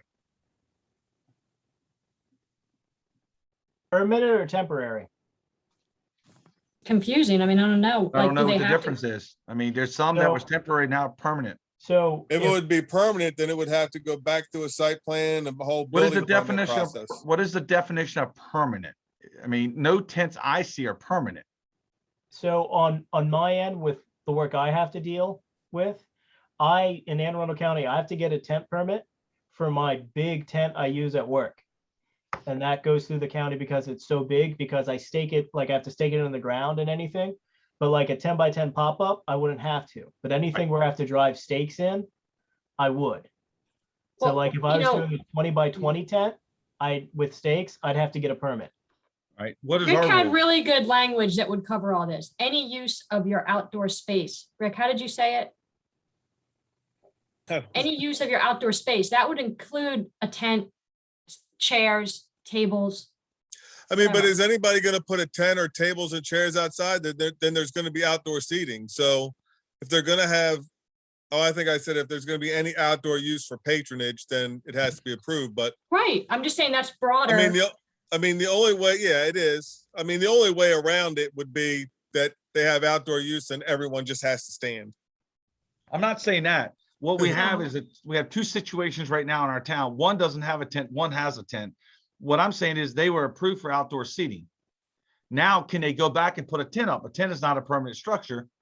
So can they go back up? They would like to know. Can they put a tent up if they wanted to? Well, they haven't asked me. So if they do, I'll tell them yes, that it has been allowed in the past. So the critical area that we talked about before has no bearing on that. On temporary structures, no. Now, also on that property, that area where that tent could go is already impervious. Exactly.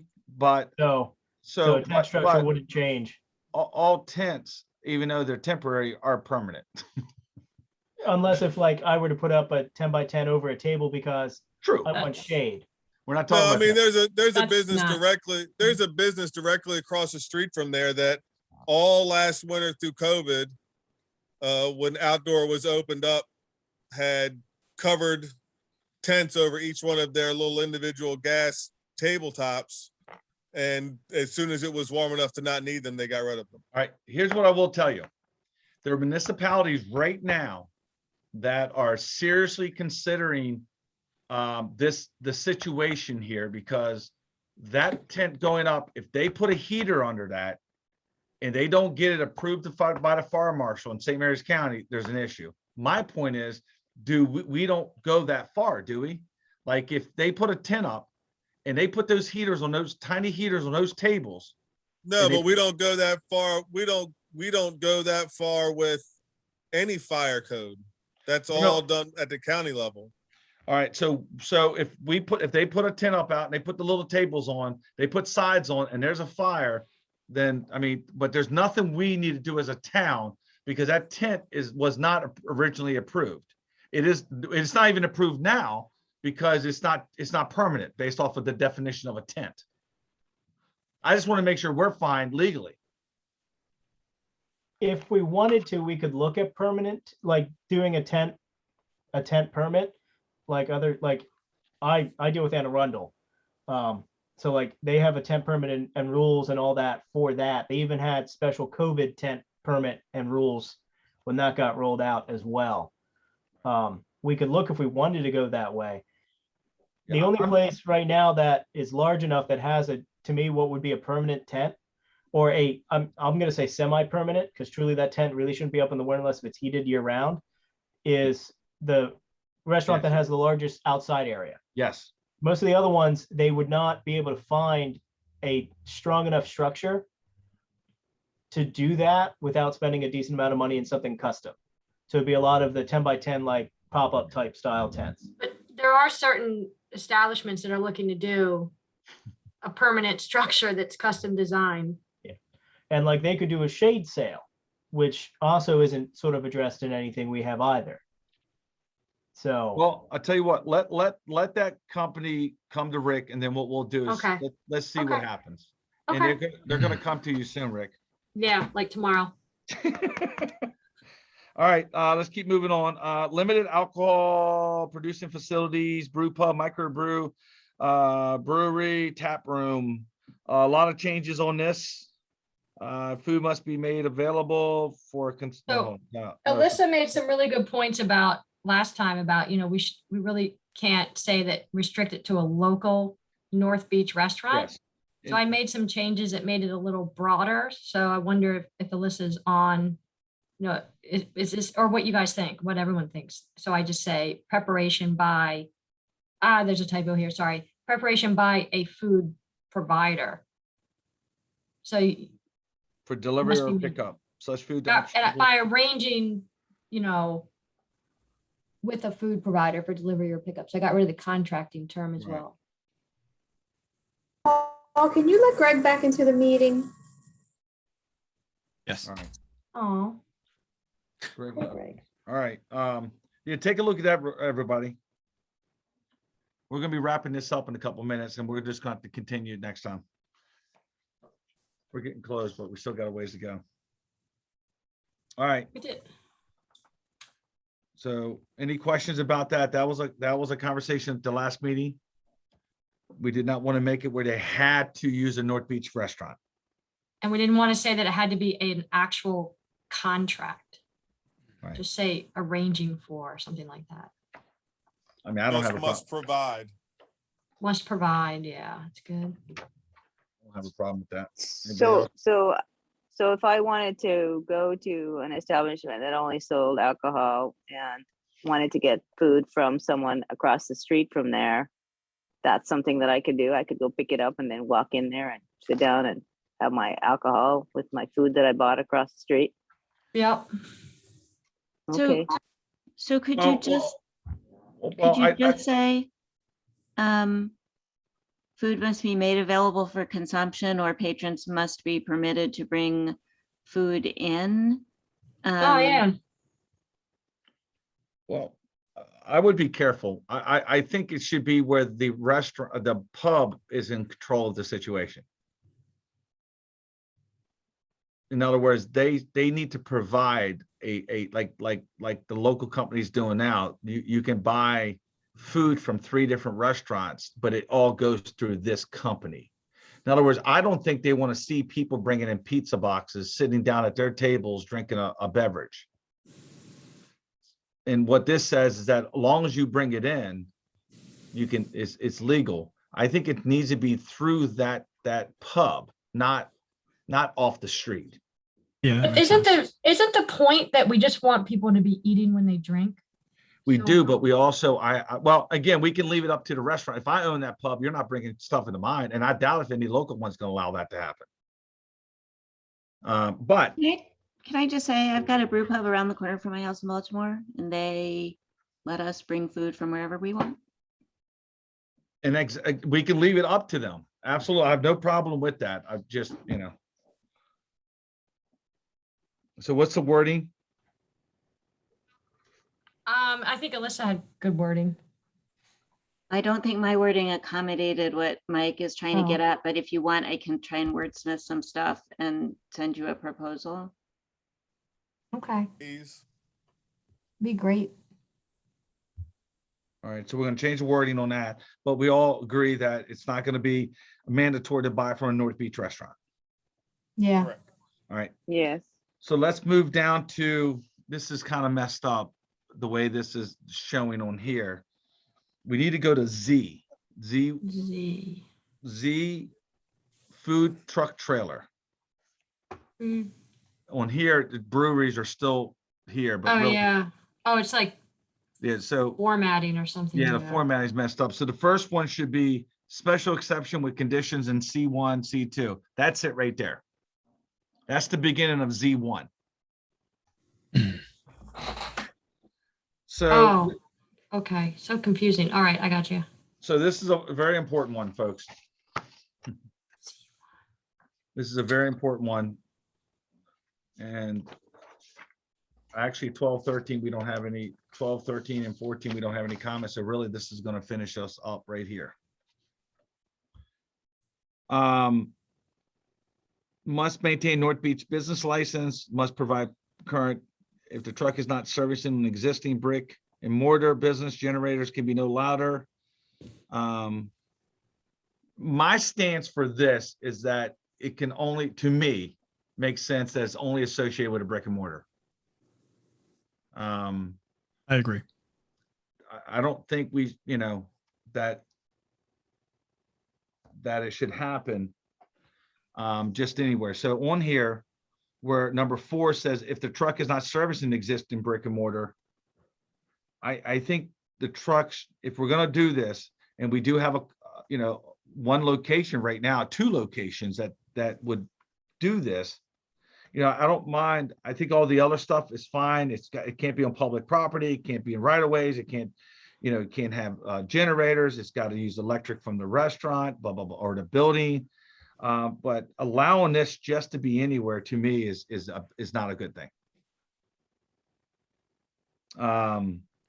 I agree too, but you know what? We have language up in the, I'm going back up to the language Alyssa's gonna work on.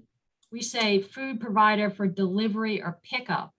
But if you had a food truck there, they wouldn't be delivering or, right? They would just be Right, serving. so you would eliminate that part of it because then they would have the food truck on their premise. Yeah, right. Yeah. Right. But I don't support just allowing it to be anywhere. I think No, I it should agree. be I'm tied on to- board with that. Yeah. I don't Uh, want this to be, we'd be overwhelmed. We'd look like downtown DC. Well, whatever we would be, now, there's everybody else on this line, so please take a look at this. This Z is very important. The restrictions on here, I don't, because it's going to be tied to a brick and mortar, we're allowing the brick and mortar to stay open to 10. I don't mind changing the time to be on the establishment. But also a couple things, folks. This is what this is going to do. If it's tied to a brick and mortar, we're going to control the influx of trash. And if you don't realize the amount of trash we pick up in this town, please, field trip, come with me. Because I got to pick up trash tomorrow. So if you want to empty the 57 trash cans when it's cold out, you'll see the amount of trash. By limiting to just brick and mortars, they're not going to buy the food and walk to the boardwalk to eat. They're going to be sitting right there at that brick and mortar. The trash is going to stay on site. So that trash is being handled by that brick and mortar. If they do leave, they're taking it to their house and we don't really care. But this really kills two birds with one stone if we tie it to the brick and mortar, which I like about it, is that, again, it's going to make it very easy for people at drinking establishments to get food. Yes. Truck trailer operation cannot stay on property for more than 72 hours. I think if we had tied to that brick and mortar, then that time period doesn't matter to us. If they're not on public property, they're not taking up space, they're not in parking lot, they're not on sidewalks, they're not on right of ways, then that can be, adjusted. I think y'all really need to look at Z. This is And with that, a question for Alyssa, does brick and mortar have sort of a standard definition? So like, for example, if I just had a commercial piece of property with nothing on it, does that count as brick and mortar? I mean, in my mind, it doesn't, but from like a legal perspective. I have understood brick and mortar to mean a physical establishment. Okay. It doesn't actually have to be brick. It could be, siding, but Understood. a building. An empty lot is not brick and mortar. Right. I mean, I've never done research on that, but I can't imagine any interpretation of brick and mortar that would include an empty lot. Okay, thank you. So I have a question with a business that's currently in town that would fall into this, that is hooked up to power, and I believe water. They are on what is more or less a vacant lot, but since they're hooked up to utilities, do they become a brick and mortar? Even though I would They're a say no, trailer. that's still not a permanent structure. I think a brick and mortar has to be a permanent permanent structure. So then would that business, since it's been here and been here for years, still be allowed if this goes through? Well, I don't think we can make them retroactive. Well, it would just be next time he comes for a business license, his business is not allowed. It's not renewable and no new company can go there. So that's it's like that specific use, like that specific entity is my question, which is, I think where some of the planning commission was looking at it was, if you do this, you then are closing a business by passing this. That could be grandfathered in. We can make that No. work. But what this will do is protect us in the future that we From- don't have that happening. Yeah, no, I understand. And also like they were talking about this of like, if they wanted to put a capacity, like only so many on a piece of property or only so many per square foot or whatever they were toying with how to do this. And Rick, how many times did they go back and forth on this? 6 months on this specific topic. I think, Literally. I think we, No, I agree. Tied to a brick and mortar is what I like about it. I just want to make sure that we're not like that. The one entity that has been here and is here is allowed to continue. And if we stop others from happening because we have changed, I understand that. So, I Yeah, think we can totally grant- agree. We shouldn't be shutting down the existing business for this, but limiting So- future is the way to go. and this is separate from us doing special events or a business coming to us and asking for a special event. Like if somebody Yes. wanted to close down a street like Tan's used to and do a Yes. special event, Yes, that falls Those- under special events. to events, yeah. Yeah. So, All right. I don't think we've heard from Greg or Elizabeth on this point for the linking it to brick and mortar. What do you guys think?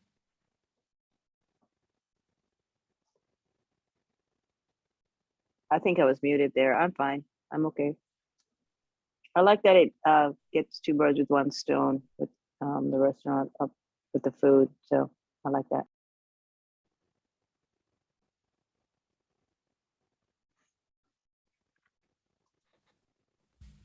And Greg, I don't know if you can hear us or not. He's muted. See if I can unmute him. Let's see. I think he's on his phone. He's taking his doggy for a walk. I think on his phone he has hit like star something. There's a code to hit the phone to unmute yourself. I don't know what it is. All right. Well, he can always submit his questions about that if he needs to. The last thing on there was in blue is the ice cream truck.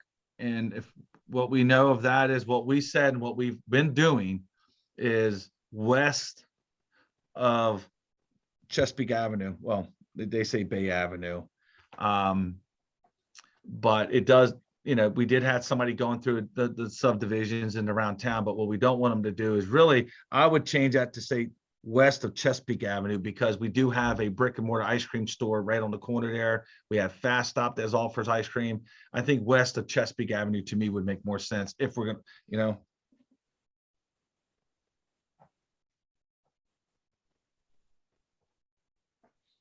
Sounds reasonable. Any questions about that? No. All right, well, guys, I got more notes on my paper than I have typed words. I'm in trouble. As we continue to go through page 12 and 13, there were no recommended changes. We're gonna make the adjustments for y'all over the next, give us to next week sometime. We will get the recommended changes to you. And then we will meet again. We do have a town council meeting next week. It is Veterans Day, but we do need to, and I know we have a lot of veterans on here, but we need to go and knock out the ordinances that we did. So we will get this to y'all as soon as possible. It'll be in board docs again. I think that system works amazing. But in the meantime, if you have questions before we get it to you, call Rick. And then we'll work hard to get everything adjusted and changed and get it to you. So any other questions before we close out the night? So if we have any, I may have a few more comments. Should I send that to you and Rick, or just Rick, or what's best? Doodle, I mean, we can, whatever way we can do it on board docs like y'all did before. Or if it's something, just a clarification on your part, just send it directly to Rick. Okay. All right. Cool. So with that being said, I appreciate your patience. I think we got a lot of good stuff done today, a lot of great feedback. I think we're going to get better as the time goes on with all this information. But can I have a motion to adjourn the meeting? So moved. Second. Second, I have a motion. I have a first, a second, and all in favor, raise your hand. And Greg's raising his hand, I promise you. All right, guys, thank you so much. Have a great evening, staff. Thank you so much for hanging in there. Alyssa, thank you for being in there. And I'll see everybody tomorrow. And Lauren, hit me up when you can. Oh, I will for our field trip.